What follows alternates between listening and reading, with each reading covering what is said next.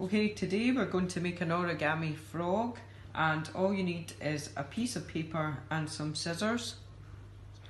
Okay, so now the paper is a square, and we're going to turn the page over there so that it is a rectangle.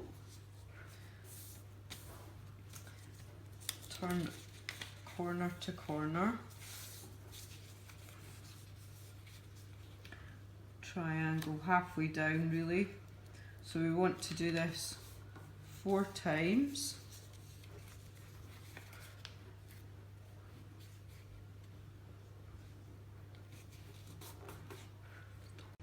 So your paper should look like this with all the creases in it.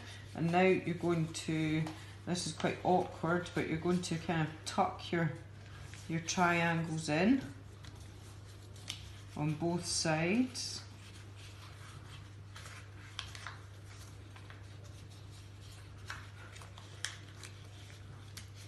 So that it now will look like that. So we're going to fold the next corners over into the centre. It doesn't matter if you've got a few edges in the way, don't worry about that. Sometimes the paper isn't all that even. So you want to do that 4 times so that it now looks like that. So once you've got that done, you're folding these over again so that it's in line. These are going to be the froggy legs, I think. So you want to do that again 4 times. So the paper should look like that now. So we're going to turn it over and we're going to tuck the triangle from the bottom up. And then these 2 side bits we're going to fold into the centre.